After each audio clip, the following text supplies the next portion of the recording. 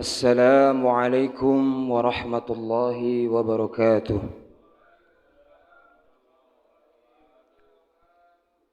Innal hamdalillah nahmaduhu wa nasta'inuhu wa nastaghfiruh wa nu'minu bihi wa natawakkalu alayhi wa na'udzu billahi min shururi anfusina wa min sayyiati a'malina may yahdihillahu fala mudilla lahu wa may yudlil fala hadiya lahu. Asyhadu an la ilaha illallah wa asyhadu anna Muhammadan abduhu wa rasuluh.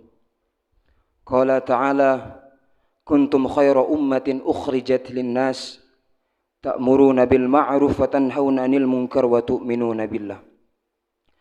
Wa qala Nabi sallallahu alaihi wasallam idza 'azzamat ummatid dunya nuzi'at minha haibatul Islam wa idza tarakatil amru bil ma'ruf wan nahyi 'anil munkar hurimat barakatil wahyi wa idza tasammat ummati saqatat min ainillah atau kama qala Nabi sallallahu alaihi wasallam. Yang saya muliakan para asatid, para sesepuh dan para bapak-bapak dan ibu-ibu yang sama-sama mengharapkan ridha-Nya Allah Subhanahu wa taala. Marilah kita bersyukur kepada Allah Subhanahu wa taala karena Allah Subhanahu wa taala dengan karunia dan kasih sayangnya Allah Subhanahu wa taala, Allah Subhanahu wa taala kumpulkan kita di tempat yang sangat mulia di muka bumi, hadirin mulia. Allah Subhanahu wa taala kumpulkan kita di tempat yang sangat-sangat mulia di depan muka bumi ini, hadirin yang mulia. Untuk apa? Seperti disabdakan oleh baginda Nabi sallallahu alaihi wasallam, majtama'a qaumun fi buyutillahi ta'ala yatluna kitaballah wa yatadarasuna bainahum illa nazalat alaihimus sakinah wa ghasyiyahumur rahmah wa haffathumul malaika wa dzakarahumullahu fiman 'inda atau kama qala Nabi sallallahu alaihi wasallam. Artinya, tidaklah kita berkumpul di masjid-masjidnya Allah Subhanahu wa taala lalu kita menyebut nama Allah, kita memuji daripada baginda Nabi sallallahu alaihi wasallam, maka kita akan dicucuri wa ghasyiyahumur rahmah. Maka Allah Subhanahu wa taala akan mencucurkan rahmat terhadap kita. Maka kelihatannya sepi, sunyi, tapi tidak disadarkan bahwasannya Allah Subhanahu wa taala sedang mencucurkan banyak sekali rahmat terhadap kita. Wa haffatsumul malaika. Dan malaikat ini berkumpul membangga-banggakan nama kita dan ahli keluarga kita dan ayah bunda kita. Maka hadirin makan Allah Subhanahu wa taala, bapak-bapak, ibu-ibu, jamaah masjid Al-Maunah, Masya Allah saya sudah 10 hari, hampir 12 hari saya belum tahu nama masjid, bukan, lupa. Itulah manusia, lupa. Kenapa manusia? Maka manusia nasi itu dalam kosakata bahasa Arab itu mirip. Salah satu daripada arti an-nasi ini lupa. Sudah manusia makan nasi, jadi lupa. Maka dari Allah Subhanahu wa taala, maka dikatakan oleh ulama Arab, ulama sufi, illa falahana wa najahana fi a'malid dinil kamil bimtithari awamirillahi wajtinabihi wa nawahi wa bittiba'i sunnati Rasulillah sallallahu alaihi wasallam. Maka Allah Subhanahu wa taala meletakkan kejayaan manusianya dalam amal agama yang sempurna. Seperti kemarin dikatakan oleh Ustadz, kita hidup di dunia ini, mencari dunia ini untuk apa? Kita tidak akan membawa daripada ketika kita meninggal, hadirin yang mulia.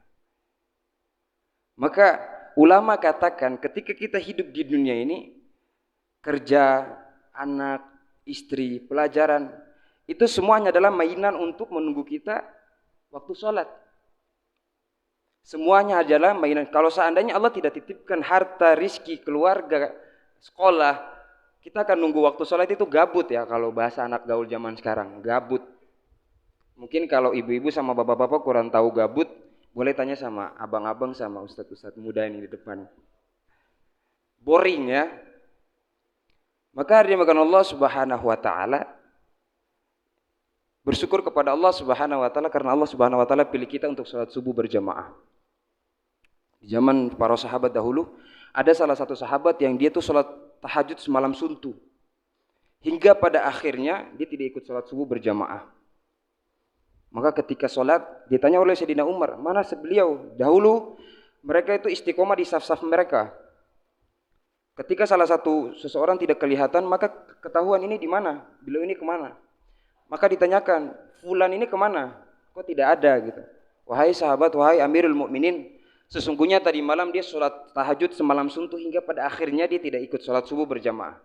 Maka dikatakan oleh Amirul Mukminin, saya lebih mencintai sholat subuh berjamaah daripada sholat sunnah semalam suntuk.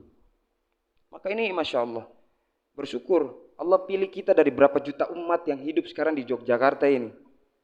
Untuk apa? Untuk sholat subuh berjamaah. Masya Allah.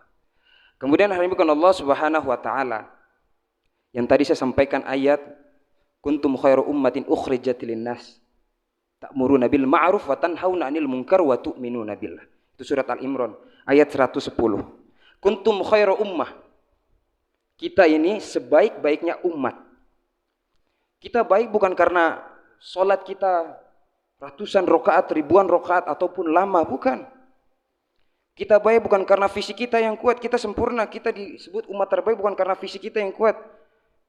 Buktinya Masya Allah, semakin hari tarawih aja semakin pemain inti yang terlihat ya. Masya Allah.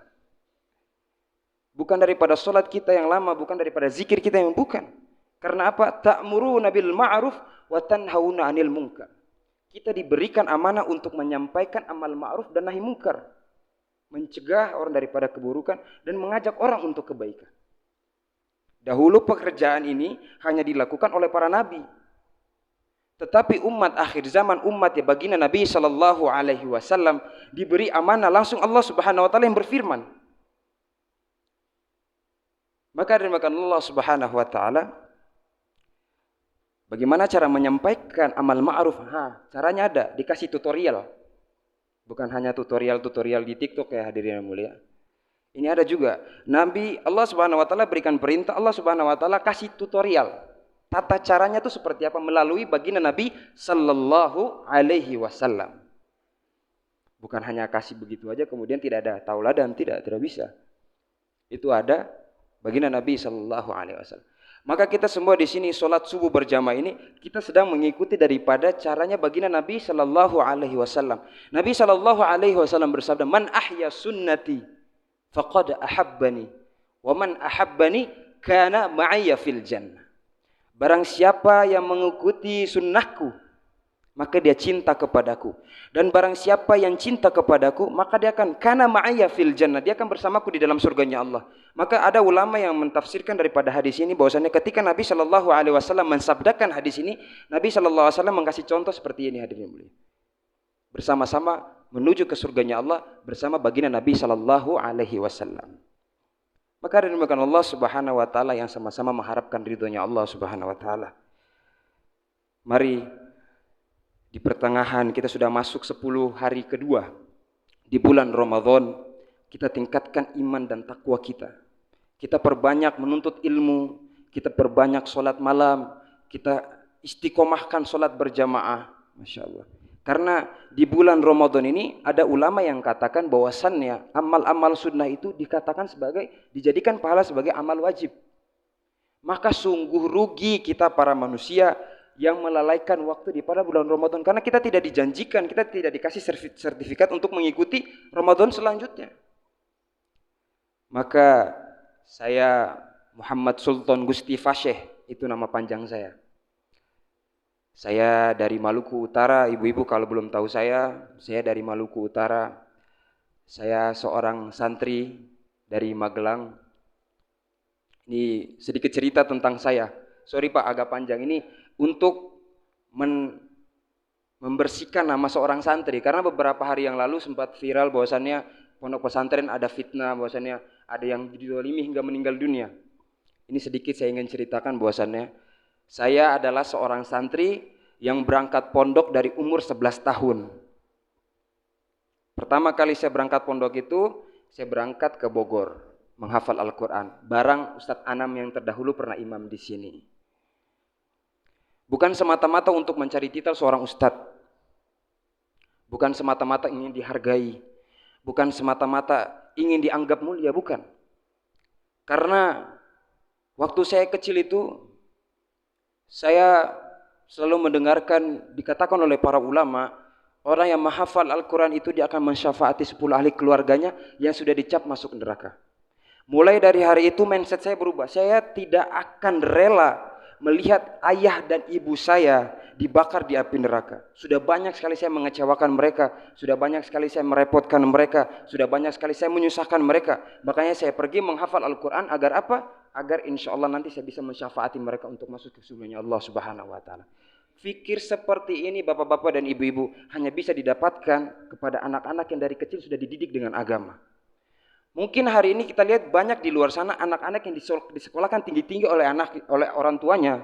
Untuk apa? Untuk mementingkan keperluan isi perut orang tuanya.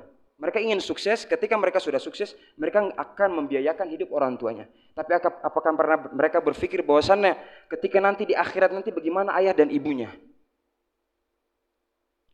Bagaimana nanti orang tuanya ketika dibakar di api neraka? Apakah teman-teman, abang-abang pernah punya mindset seperti itu? Pernah punya pola pikir seperti itu? Makanya walillah demi Allah, saya Sultan Gusti Fasya ini, saya tidak rela lihat ibu saya dibakar di api neraka. Makanya anak yang soleh itu, doanya itu tidak ada hijab antara dia dengan Allah. Maka didiklah anak-anak ibu dan bapak. Dari kecil sudah didik mereka dengan agama. Takutkanlah mereka dengan siksa kubur. Takutkanlah mereka dengan siksanya Allah Subhanahu Wa Taala. Agar ketika mereka besar nanti, mereka punya fikir bahwasannya bagaimana nanti saya kalau berbuat dosa nanti orang tua saya dihisap. Saya kalau nanti membuatlah dosa-dosa besar nanti orang tua saya yang kena. Maka mindset seperti ini kita harus didik daripada ketika kecil. Jangan menunggu, jangan nanti. Dikatakan oleh almarhum Kiai Mukhlisun, jangan nanti keburu mati. Jangan kapan-kapan keburu dikafani. Maka dirimkan Allah Subhanahu Wa Taala, mungkin hanya ini yang bisa saya sampaikan. Sedikit sekali ilmu yang saya punya, saya belajar untuk mengamalkan. Karena dikatakan oleh para ulama, menuntut ilmu adalah takwa.